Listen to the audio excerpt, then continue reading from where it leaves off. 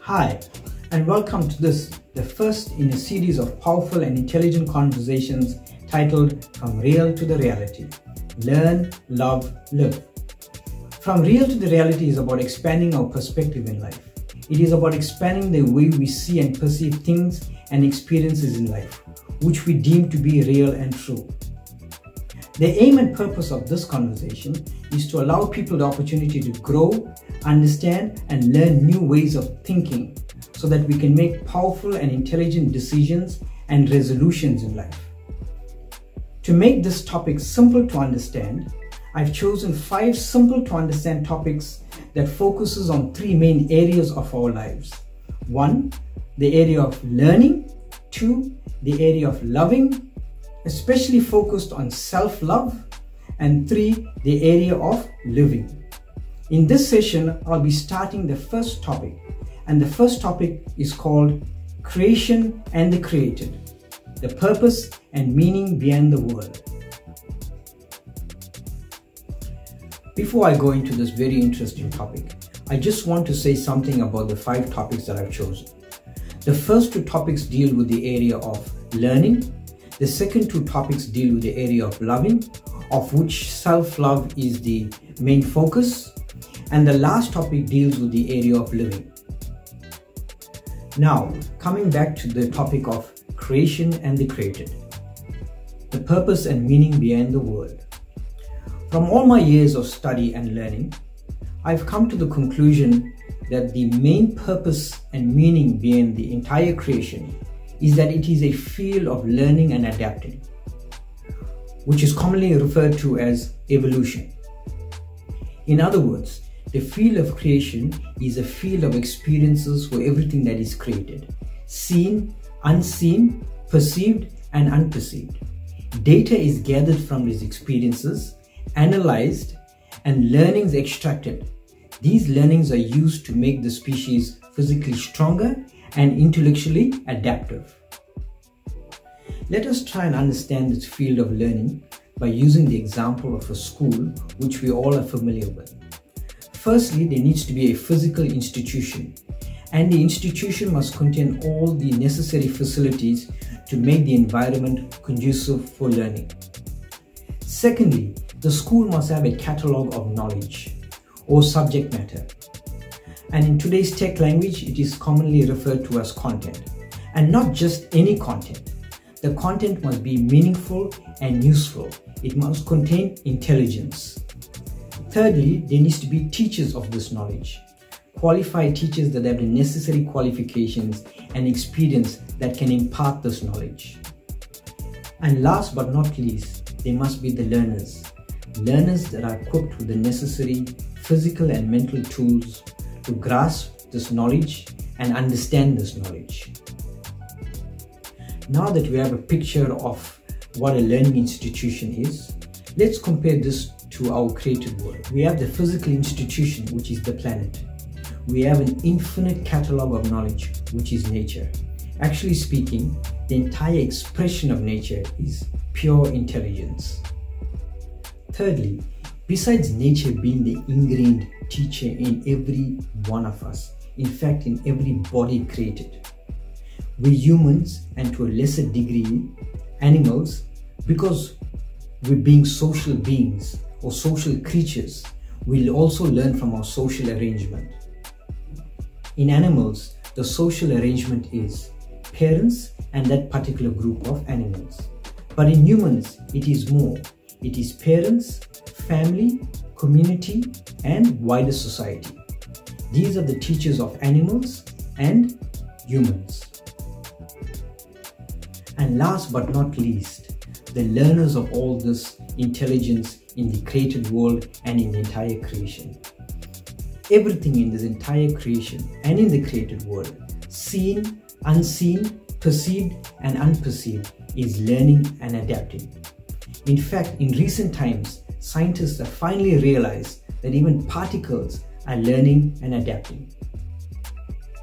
So far, what I presented is common knowledge to most of you, and you may not be convinced that the created world is a place of learning and adapting only. Now, if you're ready to be convinced, I suggest that you pay careful attention to what I'm about to present over the next few minutes. It's not mind-blowing stuff, but it will definitely get you thinking about our purpose and our place in the entire creation. It will give you a good understanding of the purpose and the place of everything in creation. So let's get into it. We all know of the evolutionary ladder, and we all know that humans are right on top of the evolutionary ladder, according to science. I was never very convinced as to why this kind of discrimination exists in nature. Does it mean that we humans have dominion over everything in nature? But if you look around at what we humans are capable of, sometimes I wonder if this evolutionary ladder is just a myth. If you look carefully at the intelligence built in nature, you'll see a lot of checks and balances in nature that gives equal opportunity to every species to evolve, physically, mentally, and intellectually.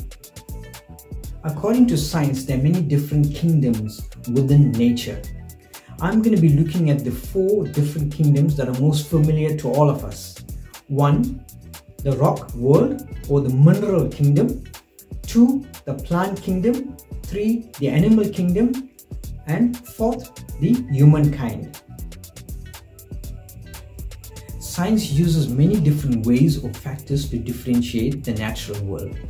I'll be using 4 factors to differentiate between the kingdoms in the natural world. 1, physical robustness. 2, age or lifespan. 3, movement, which is self-motivated movement.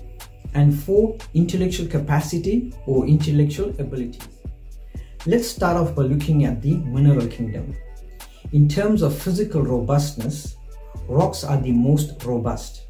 In terms of age, obviously rocks or the rock world is the oldest on this planet. In terms of movement, rocks don't move. In terms of intellectual capacity or ability, obviously you don't see it in rocks. But that doesn't mean that rocks are not alive. What we perceive as alive is obviously movement or self-motivated movement and activity. We don't see that in rocks, but at a particle level, we know that particles are alive.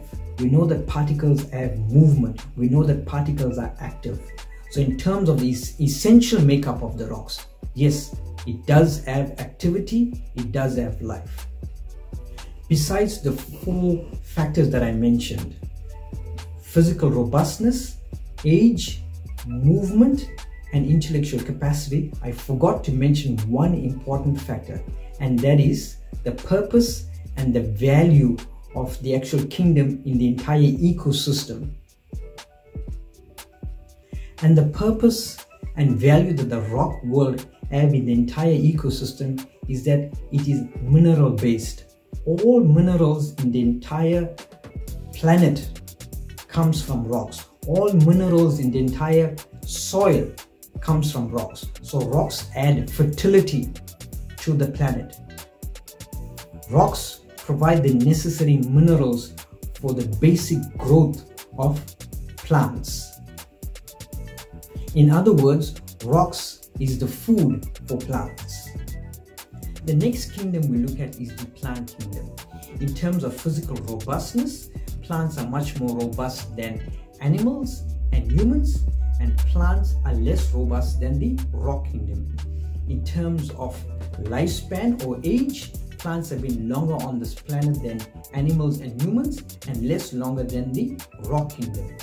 In terms of movement or self-motivated movement, plants grow above the soil, plants grow below the soil, and plants grow outwards. So this movement is self-motivated by the plant itself.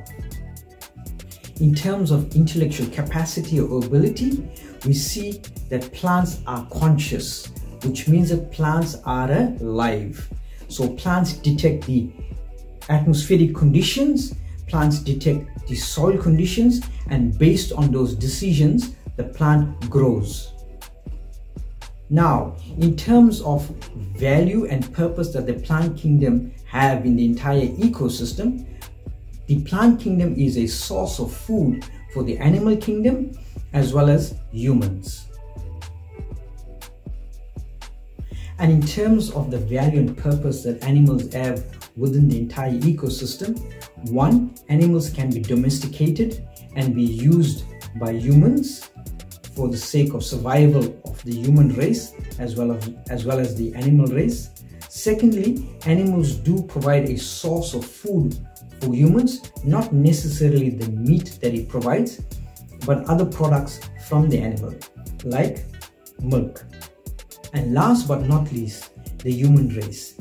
In terms of physical robustness, humans are the weakest. In terms of age or lifespan, humans have the shortest lifespan. In terms of movement, humans have maximum movement. In fact, humans can move out of this planet. In terms of intellectual capacity, I need not say any more because humans have maximum intellectual capacity. Now, in terms of value and purpose of humans, we will look at that very shortly. Now, after presenting a very different viewpoint on the way I see nature, I struggle to see this evolutionary ladder that many people speak of. In fact, I struggle to see a hierarchy in nature. What I see is that nature is a single learning, loving, and living organism. And the worlds that we perceive as different within nature is actually part and parcel of this single learning, loving, and living organism. And the role of mankind in this single learning organism is that we bring the power of imagination and creativity, because we have the most expansive power of imagination and creativity. In other words, the most expansive intellectual capacity. But let's not get ahead of ourselves and feel that we are the most powerful species in nature. Just to put things into perspective, as mentioned early on, humans are the least robust in nature, as well as we have the shortest lifespan amongst the major species or kingdoms in nature. Also, another conclusion that we can draw from the data that I've just presented is that the plant kingdom cannot survive without the rock kingdom, but the plant kingdom can survive without the animal and human kingdom. The animal kingdom cannot survive without the plant kingdom and the rock kingdom, but it can survive without the human kingdom. But the human kingdom cannot survive without the animal kingdom, the plant kingdom, and the rock kingdom.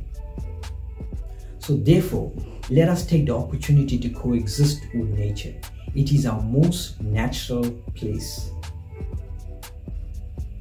Nature has given humans all the necessary capacities and the environment to achieve this. Remember, evolution is our birthright.